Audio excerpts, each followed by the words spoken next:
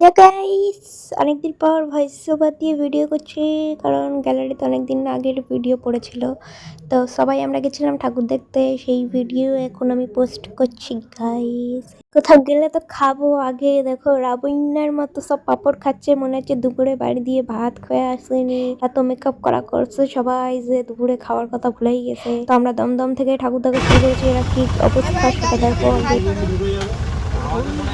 Boyfriend না থাকায় guys বান্ধবীদের কোলে যেতে হচ্ছে, একটা থাকলে হয়তো যেতে হতো না।